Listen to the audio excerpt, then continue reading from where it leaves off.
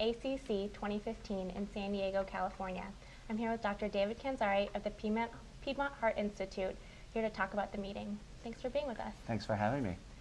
So one of the trials I want to talk about is the TOTAL trial on manual thrombectomy versus PCI alone. And they found similar outcomes but with slightly higher stroke with thrombectomy. So what do you think this means for the use of thrombectomy in practice? You're absolutely right. This is a very exciting trial, and it's the largest trial comparing routine thrombectomy versus no thrombectomy. And it's also on the heels of one study suggesting that thrombectomy could reduce mortality, another much larger one showing that there was no difference at all. So this is kind of the deal breaker in many ways. And to your point, it showed no difference in mortality whatsoever, but it did show a potential safety hazard, a slightly higher risk of stroke. Now that said, the risks of stroke, or the occurrence of stroke, I should say, they were small in both groups, the non-thrombectomy and the thrombectomy groups, but they were still significantly higher in this very large study with the procedure of thrombectomy. I think there's a lot more interest now in this trial in learning what the contributing factors were to stroke. And also what we found in the study is that if you looked as an as-treated analysis early on after the procedure, when we would probably attribute stroke to some difference in the intervention, those differences were not necessarily statistically significant. So in short, I think people may have held thrombectomy to a very high standard of mortality reduction, which if it were there, that would be highly welcomed. Mm-hmm. But on the other hand, they would continue to use it because it might reduce peri-procedural complications, facilitate the procedure, unless there's a safety hazard. And that's the question here, and it's probably going to further reduce the use of thrombectomy, make people a little more conservative about its use. But whether it's still required for bailout purposes, as it was in this trial, whether there's a more selective application for it, I think still remains outstanding. Okay, great, thank you for that. Next up, I want to talk about the PROMISE trial. Yeah. With coronary CT angiography. Dr. Douglas in her presentation said that CT angiography is still a viable alternative to functional testing. Would you agree with that? Absolutely. I was very also excited to see this trial forthcoming because we've had a lot of differential reimbursement with the use of CT angiography as a routine strategy to evaluate for coronary artery disease in the United States. And it's becoming increasingly more common in other geographies of the world. So a study that showed similar outcomes and similar identification of disease with one imaging method versus more traditional methods of stress testing and assessment, I think is a welcome study. My hope is that this study also will help lead towards greater adoption and reimbursement for CT angiography. Okay, and how would you expect this to affect guideline recommendations? I would, the guidelines for CT angiography differ according to which society is writing the guidelines.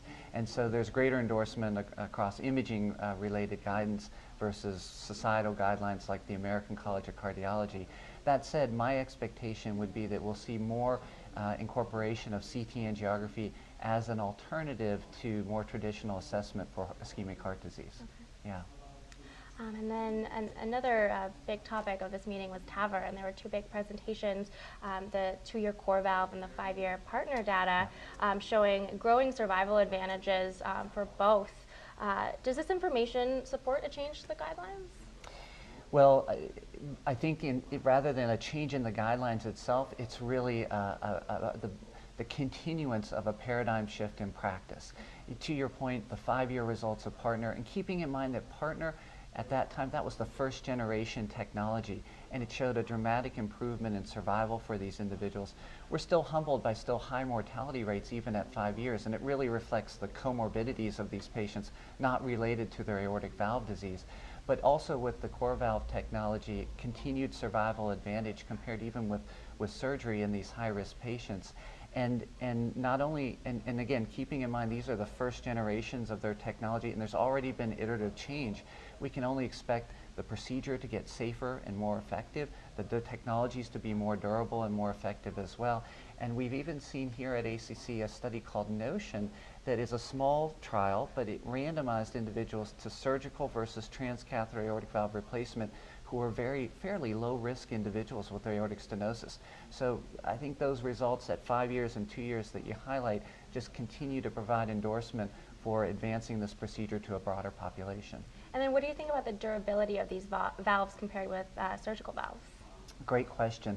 This was always one of the major outstanding questions, and why, in part, we started with such high-risk patients, and now we're seeing the transition to intermediate and lower-risk populations, because just as you say, the durability is highlighted there. Are there opportunities for improvement?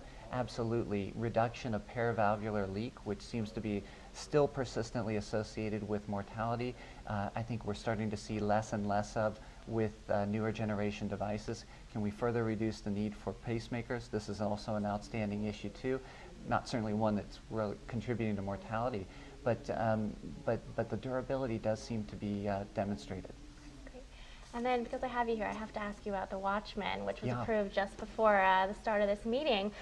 We found out the FDA approved it for as an alternative to warfarin for LAA occlusion in patients with non-valvular AFib.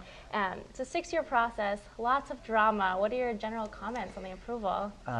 Lots of history going on into the ultimate approval of that technology. In fact, to my knowledge, it's the only technology that had 3 FDA panels to review the data regarding it. And once again, some analogies to TAVR. We've seen iterative improvements in the procedural safety, and now, and ultimately, I think this is a welcome technology for patients who are at high risk for bleeding complications for warfarin.